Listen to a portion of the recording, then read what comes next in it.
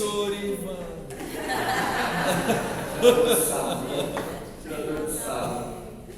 E é isso. Todo mundo foi domingo na missa? Teve alguém que não conseguiu ir?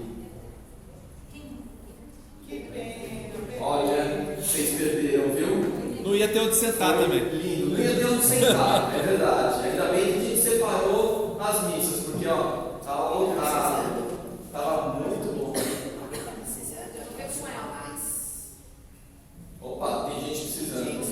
Vocês três têm que sentar mais perto, então, porque tá um. Aliás, podia chegar todo mundo pra frente, né? É verdade. Estou sentindo falta da galera aqui. Vamos chegar um pouquinho mais para frente, se vocês puderem. E aí a gente já fica de pé também para rezar, né?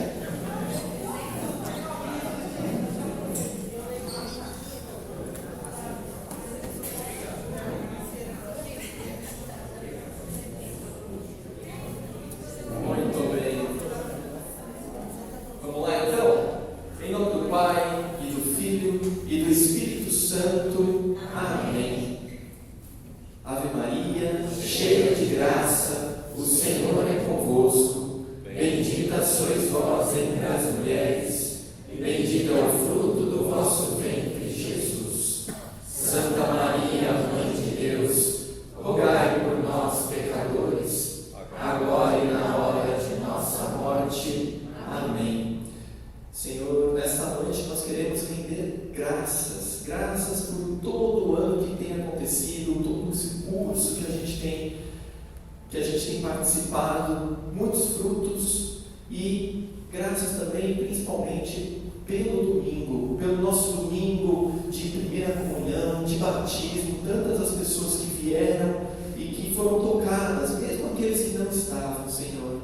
Muito obrigado por aqueles que não eram batizados ou recebiam a primeira comunhão, mas de alguma forma o Senhor chegou até eles. Queremos agradecer toda essa experiência de Deus, toda essa experiência com o Espírito Santo que o Senhor já vem nos dando desde o princípio, mas que teve uma força maravilhosa agora nesse domingo. E queremos colocar a nossa vida também diante do Teu altar. Senhor, agradecendo e colocando a nossa vida, toda a nossa história, todo a nossa pessoa, o nosso ser, colocamos diante do Teu altar, entregando em forma de gratidão a nossa vida. Pedimos também ao Santo Anjo da Guarda de cada um de nós aqui, que Ele possa nos iluminar, nos aconselhar, nos guiar e nos proteger. Santo Anjo do Senhor, meu zeloso guardador, se a Ti me confiou a piedade divina, sempre me rege, me guarde, me governe, me ilumine. Amém. Em nome do Pai, do Filho e do Espírito Santo. Amém. Muito bem. Alguém quer contar alguma coisa, algum testemunho bem rápido, bem breve, do que foi para vocês o batismo ou a primeira comunhão? O que foi a missa para vocês? Alguém? Com coragem? Com coragem, hein? Fala para ele, tudo bem? Ninguém? Então eu vou falar eu. Quer falar? Não, falando que foi maravilhoso, uma experiência. Não tem palavra, né? Que maravilha. Foi muito bom. Foi muito bom mesmo, né? Bom, Karina, podemos dar alguns avisos de... Podemos? Você quer dar? Eu acho que a gente pode esperar um pouquinho, porque vai ter muita gente atrasada hoje. Porque tem muito povo aqui. Até daqui uns 15 minutos, acho que já vai ter mais pessoas. Tá. Então posso dar um spoiler no intervalo? Gente, você dá um recado, mas eu posso dar um spoiler agora? Então é o seguinte, a partir de hoje, a gente vai ter mais 2 aulas em que a gente vai fazer uma revisão de tudo que a gente viu ao longo do ano, os principais pontos. E eu queria que vocês prestassem bastante atenção, porque depois da terceira aula, a gente vai fazer uma avaliação para saber como que vocês estão entendendo, se vocês estão entendendo direitinho, se não estão, se a gente precisa reforçar alguma coisa ou não. Então, isso aqui vai ser importante não só para vocês, para vocês saberem, mas também para a gente, saber aonde a gente vai ter que apertar ali o parafuso, tá? Mas ela é muito importante, por quê? Porque ela vai dar um norte para a gente também, inclusive, de como é que vocês estão para receber. Lembra que a partir do Crisma, vocês são adultos na fé, ou seja, vocês são soldados de Cristo, vão ter que enfrentar as batalhas do dia a dia. Imagina, né? A gente não enfrenta quase nada hoje, né? A vida é sossegada, não é? Não, estou brincando. A gente sabe as dificuldades do dia a dia, mas agora vamos ter aí uma predisposição a enfrentar também algumas coisas mais elevadas, espirituais, né? Soldados de Cristo. Então a gente vai ver como é que vocês estão. Isso é importante para a gente ter uma régua para começar a medir, ok? Muito bem. Então, vamos começar. É a aula de hoje e a próxima. São 2 aulas de revisão aqui. Se vocês tiverem dúvidas sobre qualquer coisa, vocês... Hoje é o momento. É muito importante aprender a manusear o catecismo. Hoje a gente vai aprender também. Você não quer falar sobre o catecismo? Vem cá.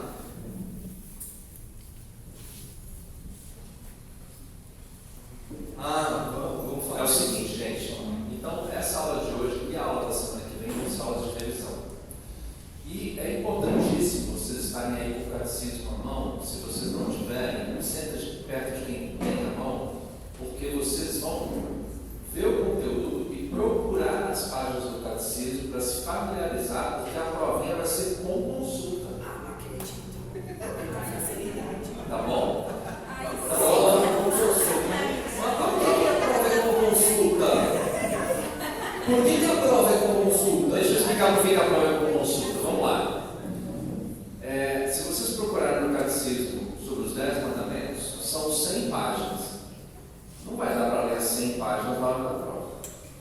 Então a consulta não se iluda. A consulta é para quem conhece a matéria. Tá certo? Não é na hora que você vai aprender, não. Mas é uma mão na roda. Então, por exemplo, eu vou confessar para vocês, eu não sei de qual é a ordem dos 10 mandamentos. Olha, eu dei aula disso para vocês. Mas a pessoa que sabe onde está lá no catecismo vai lá e acha. Mas a pessoa que não sabe não vai achar. Vai começar a suar frio, entendeu? Então é para se familiarizar.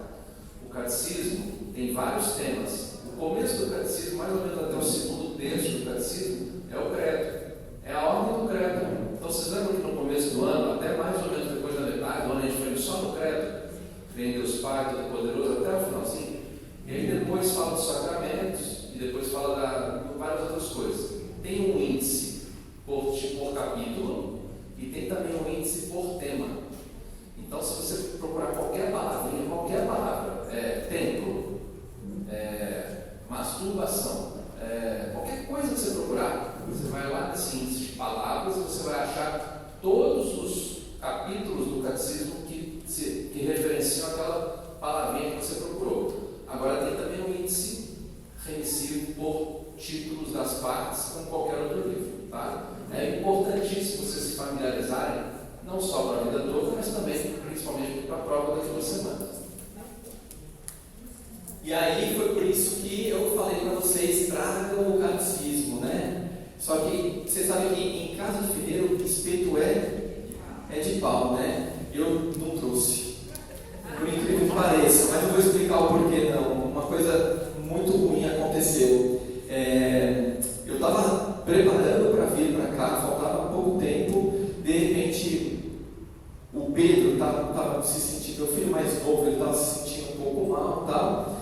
E aí a gente deu medicação para ele e tudo mais, e de repente ele começou a ter reação. E eu olhei aquilo lá, baqueei e saí correndo. Eu nem olhei para trás. E aí eu deixei tudo, quase que eu deixei o computador também. A única coisa que eu me lembrei foi o computador. Mas eu tive que levar ele para o hospital e a Débora não está aqui hoje justamente por conta disso. Espero que sim.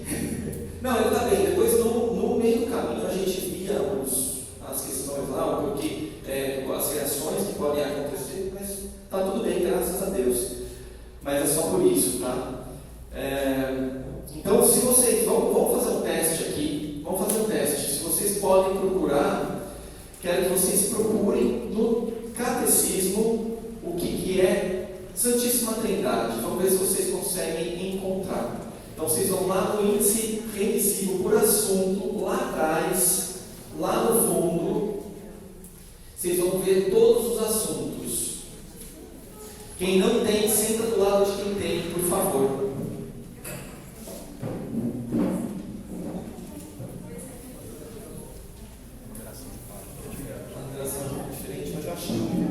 Não, mas o texto é igual. O texto, o número de parágrafo é igual. Não conseguiu achar? Quem achou, levanta a mão. Santíssima Trindade. Do lado tem um número, não tem? Que número que está aí? 75. Quem achou esse 75 também? Achou? Santíssima Trindade na doutrina da fé. Isso. Aqui, isso, exatamente. Aqui é a página 75. Mas se você vier, por exemplo, tem um índice analítico, mais ou menos a partir da página 800 e... Tem o analítico e tem o geral. Peraí.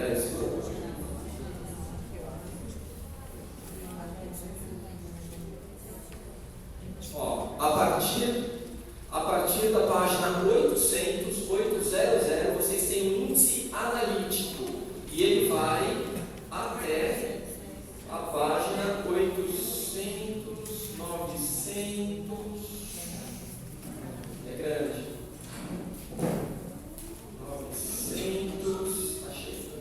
925. Então, de 800 a 925 está por ordem de assunto. E aí eu quero que vocês procurem Santíssima Trindade por ordem de assunto. Quem encontrou? É só tem Trindade. O número só tem Trindade. Trindade. Se não tiver Santíssima Trindade, porque tem Trindade. Pode procurar na letra T, lá no finalzinho. Trindade. Vejam se vocês estão encontrando.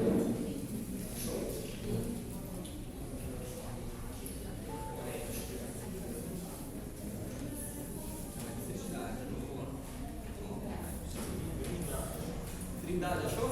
Qual a página que você está? 918. Na página 918.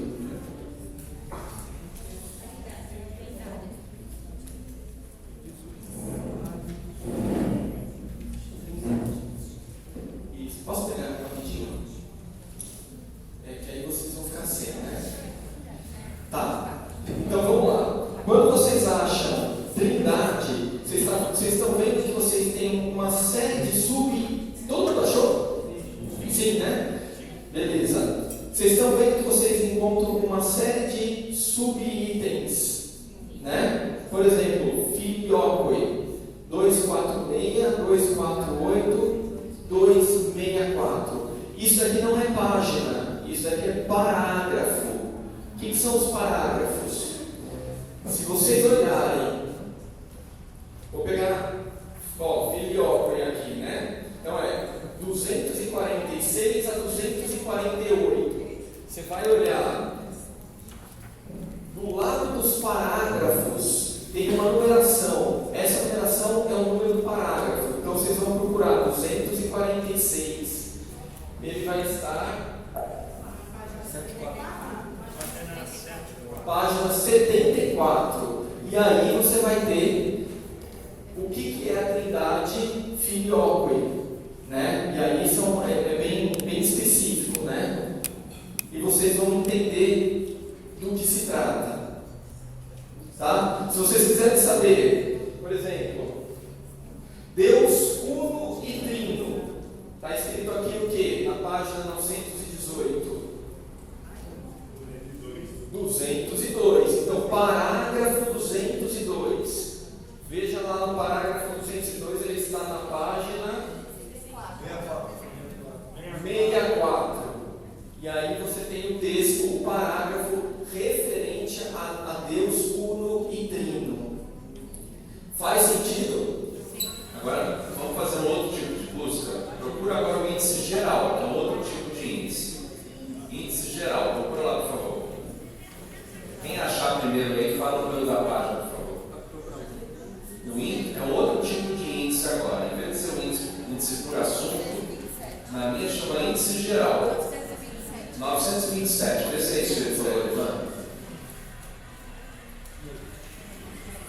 927. Lá no fundão.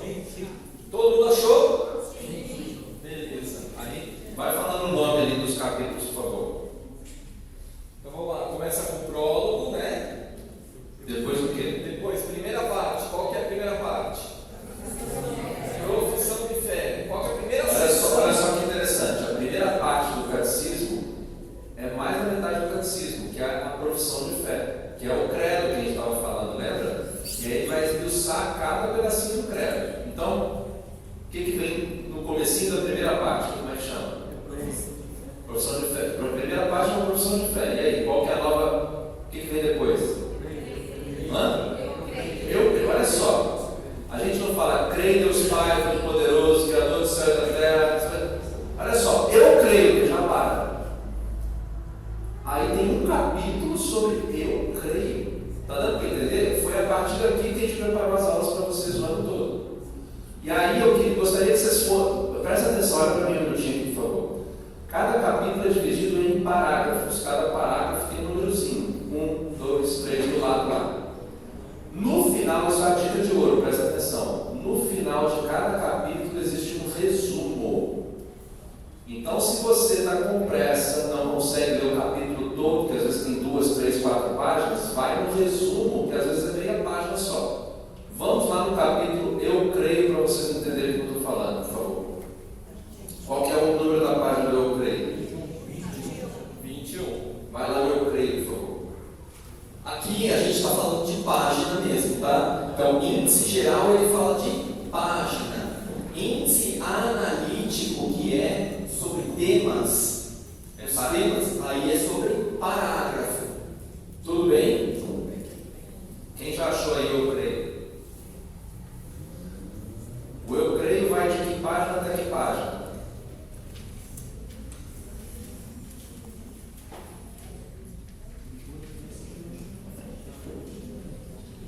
Eu creio na primeira sessão, e o primeiro capítulo, tá? De que página até que página?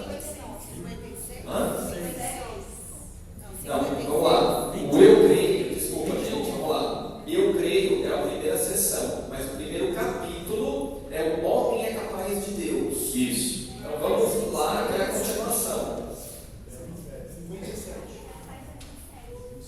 27. Certo? Capítulo 1 é 27. Na página 26, você tem 6 parágrafos que são anteriores, né, ao final do capítulo, 6 parágrafos que são o resumo. Quem achou o resumo aí agora, no final do capítulo? Está dando para entender? Então, cada capítulo termina com um resumo. Eu muitas vezes discordo, na verdade, desse resumo. Para mim, às vezes, uma coisa importantíssima ficou fora do resumo. É uma opinião pessoal. Tá? Então, é claro que nada substitui a leitura completa do capítulo. O estudo é o capítulo inteiro. Mas na hora que você precisa de uma coisa mais rápida, o resumo vai quebrar o galho. Por que isso vai ser importante, então? Porque daqui a 2 semanas, na nossa provinha, vai ser com consulta. Vocês vão poder consultar. E por que a gente está fazendo com consulta?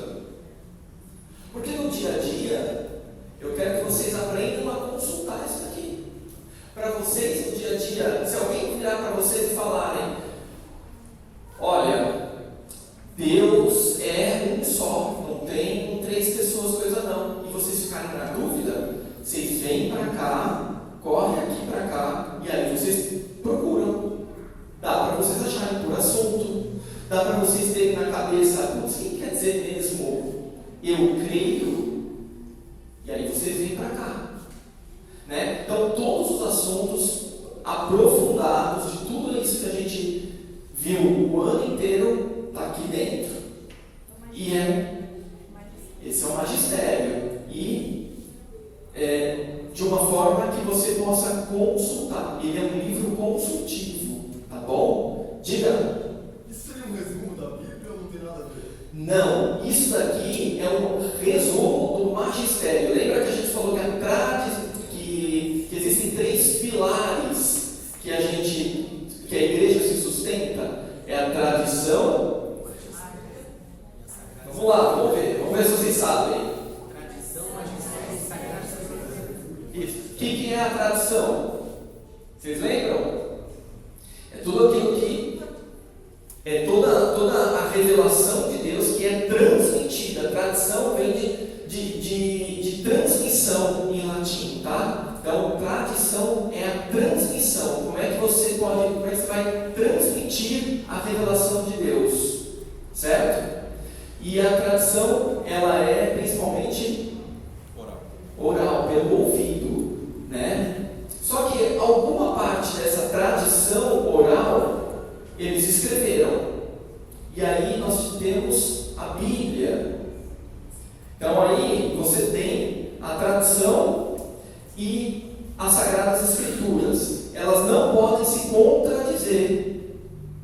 Certo? Só que assim, vocês percebem que, quando vocês olham no mundo, vocês percebem o quê? Que muitas vezes as pessoas elas interpretam da própria maneira. Então a gente tem o magistério, que é composto pelos bispos, pelos papas, pelos bispos, pelo clero, e eles interpretam. E essa interpretação de tradição e de Sagrada Escritura está aqui. Certo?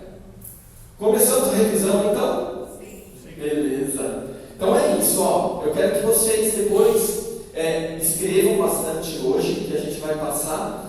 E aqueles assuntos que vocês puderem entrar aqui e já ir treinando em casa, né? Lógico, já vão fazendo isso, tá bom? Beleza. Então vamos lá. Então, a gente vai começar com o primeiro capítulo, né? O homem é capaz de Deus. Então a gente aprendeu que o homem ele tem condição de chegar até Deus, não é verdade? Como? De forma racional. Ou seja, a gente pode olhar a natureza e olhar, poxa, que beleza essa natureza, né? Como é que acontece uma coisa tão linda como a natureza, como uma montanha, como, enfim, como um rio que corre, um lago? Como é que não dá para não acreditar que não tem alguém por trás de toda essa beleza organizando tudo? Como é que a gente olha, por exemplo, para as estrelas e vê aquilo tudo funcionando ordenadamente, né? Então, você consegue pensar nisso? Você consegue, na razão, você consegue chegar, poxa, para que o homem existe? Qual que é o sentido da vida? Então, tudo isso aqui, ele não vai te mostrar Deus, mas ele vai te mostrar pegadas de Deus. Isso foi, inclusive, os filósofos gregos, eles falaram isso no século VI ou VII antes de Cristo. Eles já descobriram Deus, um único Deus, desde aquela época. Então, o homem é capaz de Deus. Só que o homem, na criação, vocês lembram como é que foi a criação? Então, o Deus, ele criou céu e terra, foi criando todas as coisas, primeiro, segundo, terceiro, quarto, quinto, sexto dia. No sexto dia, ele cria o homem, Adão. Ele vê que Adão, ele não estava contente, apesar de ter todas as criaturas debaixo dele, não estava contente. Então, Deus faz ele dormir e de lá da costela de Adão vem Eva. E aí ele fala, ossos de meus ossos, carne de minha carne, contemplando Eva como alguém, algum companheiro com que ele pudesse se relacionar, né? Enfim, o plano de Deus era que essa amizade fosse duradoura, né? A gente não era para a gente morrer, não era para a gente sofrer, não era para ter doença, não era para ter nada. Nem trabalhar. De repente eu trabalhar até sim, mas o sofrimento do trabalho eu não teria. A gente ia trabalhar com prazer, né? E aí o que acontece? Acontece que eles pisaram na jaca, né? Eles foram influenciados pela serpente e eles comeram do fruto proibido. Deus proibia apenas aquele fruto da árvore do conhecimento do bem e do mal. E aí eles foram lá e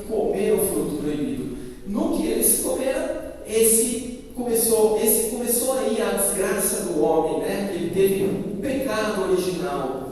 E o que é o pecado original? É esse pecado que aconteceu aqui e que é transmitido por toda a humanidade. Então, todos nós aqui, nós temos a consequência desse pecado original. Nós nascemos com o pecado original.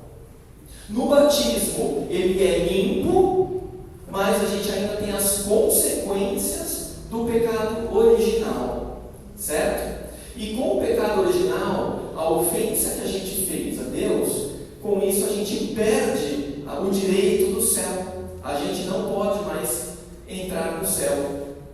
E Deus, ele expulsa Adão e Eva do paraíso. Por quê? Para principalmente eles não comerem a fruta da árvore da vida, porque senão nós estaríamos em pecado eternamente. Então Deus afasta o homem do jardim e fala as consequências. A partir de agora vocês vão morrer, vocês vão sofrer no trabalho, vocês vão ter a concupiscência, que é a tendência para o mal.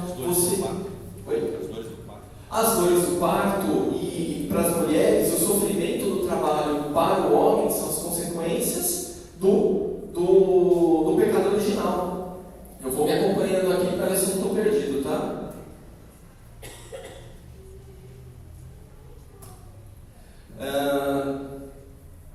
Então estamos falando consequências do pecado original. Então o pecado original é justamente a desobediência do homem em relação a Deus. Tudo bem? Por enquanto? O que mais? Vamos ver aqui. Fora essa perda, né, da vida, né, a gente passa a morrer, a gente perde bastante coisa nisso. Fora isso, a gente perde também a relação de amizade com Deus. Tanto é que Adão e Eva, quando eles se veem nu e Deus passando, procurando eles se escondem de Deus. Isso mostra a inimizade com Deus, né? Então, pelo pecado, a gente rompe os nossos laços com Deus. A gente acaba sendo inimigos de Deus. O que mais que a gente tem aqui para falar? Bom, só que aí o que acontece? Deus, a gente sabe que Deus é misericórdia, e a partir deste momento, Ele bola um plano. Ele começa a preparar o povo escolhido, que são os judeus. Ele começa a preparar aquele povo escolhido para uma nova aliança, para a aliança, né? Que é chamada de aliança testamento, é o Antigo Testamento. Então ele começa a preparar o povo judeu para esta aliança. Só que a cada vez que Deus se prepara e mostra a sua misericórdia, eles vão lá e caem no pecado. De novo eles vão lá e caem no pecado. Deus tenta reerguer, cai no pecado. É sempre assim, né? Até que ele fala o seguinte: bom, preparando o povo até o ano zero, mais ou menos, né, para o século I, ele vai e manda o seu filho primogênito, Jesus Cristo. Ele encarna a segunda pessoa da Santíssima Trindade. Então lembra que a gente está falando de um Deus que é uno e trino. Vocês lembram dessa aula? Por que ele é uno e trino? Porque ele é um só Deus, uma só natureza, em três pessoas: o Pai, o Filho e o Espírito Santo. Qual que é a atribuição do Pai? Pai, ele é Criador. O que ele falou? Isso, o Pai é Criador. Qual que é a atribuição do Filho? Salvador. O que ele falou? Isso, estamos bem. Qual que é a atribuição do Espírito Santo? Oi? Graça. Muito bem, está quase lá. É a graça, mas é a santidade, a santificação. Então o Pai cria, o Filho redime e o Espírito Santo santifica. Tudo bem? E aí nessa comunidade, eles são uma comunidade que não tem hierarquia. Não tem. O Pai não é melhor do que o Filho, nem melhor que o Espírito Santo. Eles são iguais. igualmente Deus, em dignidade, em divindade, em majestade, são iguais. E eles são completos, eles não precisavam fazer nada, eles não precisavam criar a cada um de nós, criar um universo, criar um mundo. Eles estavam felizes, eles são felizes e repletamente felizes lá, infinitamente felizes. Mas o amor deles faz com que eles criem, porque o amor de Deus ele é fecundo. O amor de Deus ele é fecundo e ele quer passar isso também para a gente. Bom, nessa perdição do homem, aí o que acontece? A Trindade que está lá no céu, ela encarna, o Deus Pai, ele manda o Filho, a segunda pessoa da Santíssima Trindade, para se encarnar, para nos redimir. Quem que encarna? Quem é que encarna? Quem é que toma carne? Jesus. Muito bem. Jesus, através do anúncio do arcanjo Gabriel a Nossa Senhora. E aí o sim de Nossa Senhora foi essencial para aquilo, né, para que a fecundidade do Espírito Santo caísse sobre ela e ela pudesse gerar o Filho, o Jesus. Tudo bem? Vamos falar um pouquinho de Maria, então. Vamos dar uma pausa, entre aspas, aqui, e vamos falar um pouco de Maria. Quem foi Maria? Quem é Maria? Mãe de Jesus, ótimo, quem mais? Mãe de Deus, isso é um dogma da Igreja Católica. Vocês querem relembrar os dogmas quais que eram? Mãe de Deus, o que mais? Imaculada Conceição. O que é Imaculada Conceição? Ela foi concebida sem pecado. Imaculado que é sem pecado. Conceição é a concepção dela, concebida sem pecado. Terceiro,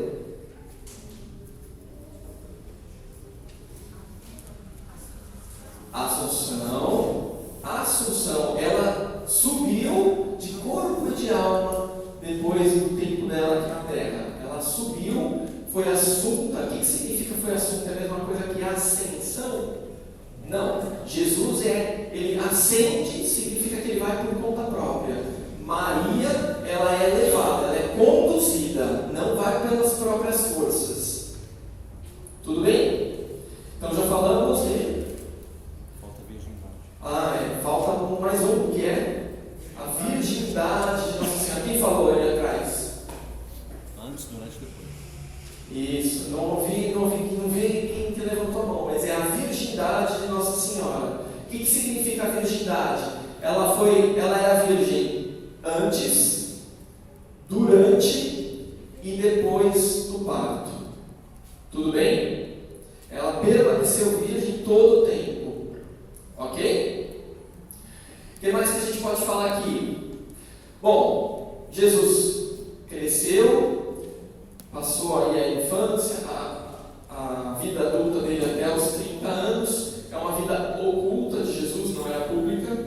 Então pouca coisa a gente sabe dessa época. E aí, com mais ou menos 30 anos, ele começa a sua pregação, a sua vida pública, onde lá ele vai começar a pregar o reino de Deus, fazer milagres, que mais? Perdoar pecados e assim por diante. Expulsar demônios. E durante 3 anos ele vive com os apóstolos, os 12 apóstolos, ensinando e pregando tudo a eles, tudo que era necessário. Só que começou a dar muita inveja, muita intriga, muito problema entre os doutores da lei, entre o povo que se achava superior, entre os fariseus, enfim, começou a dar muito problema. E aí ele foi condenado à morte.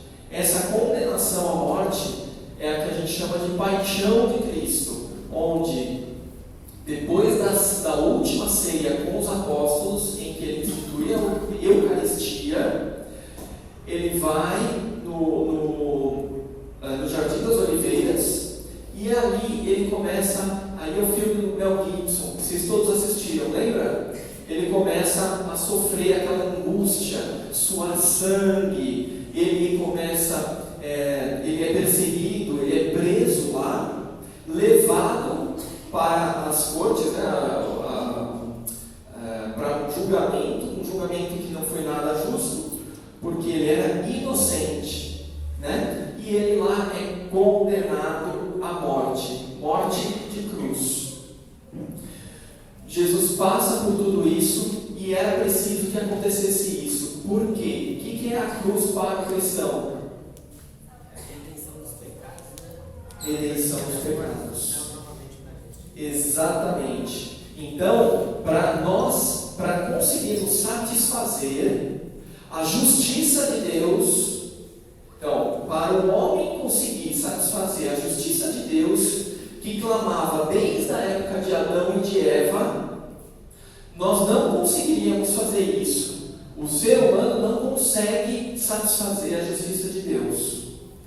Então, o que precisava? Precisava que o próprio Deus, encarnado como homem, ele estivesse no nosso meio e morresse, desse sua vida por nós. Com isso, ele consegue justificar, ele consegue redimir, obrigado, ele consegue redimir toda a humanidade. O que significa toda a humanidade?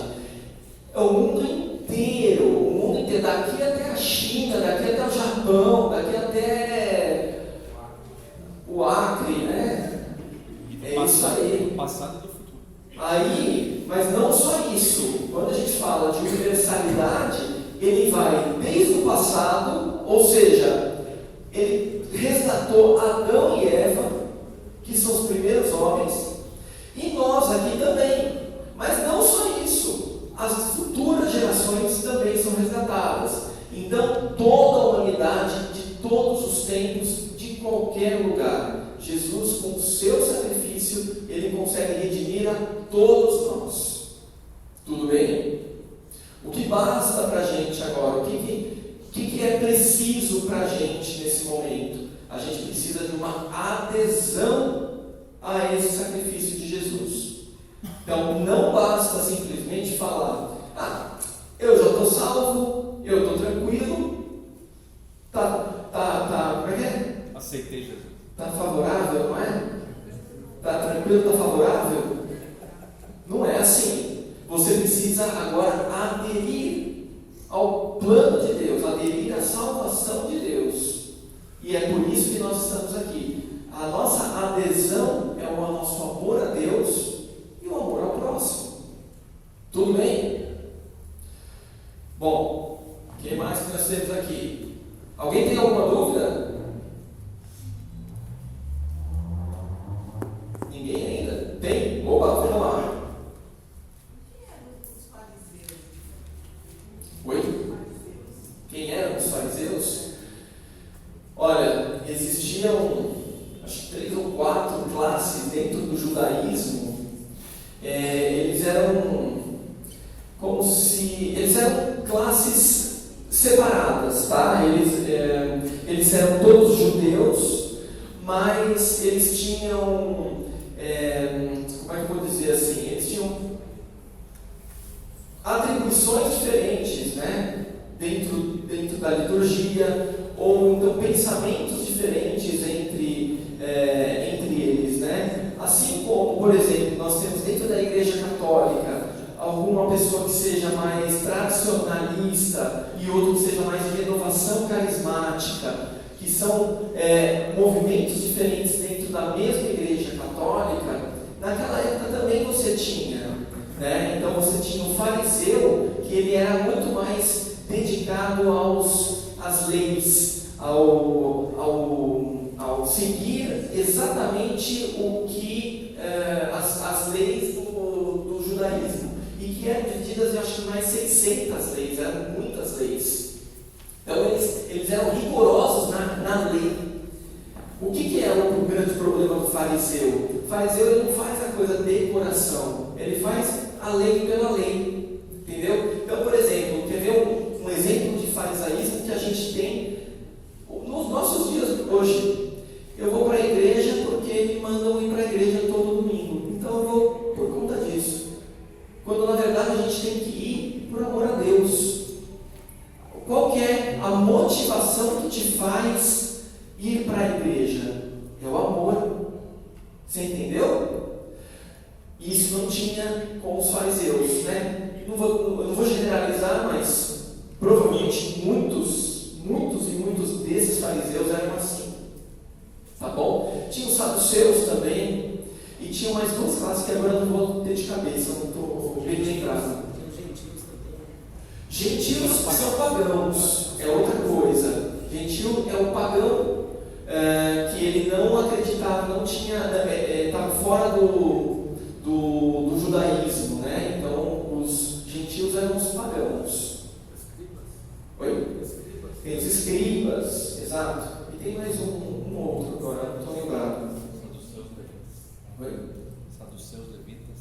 Levitas. Os levitas eram os sacerdotes de hoje em dia, né? Eles cuidavam dos afazeres do templo. Tá bom? Vamos continuar então aqui.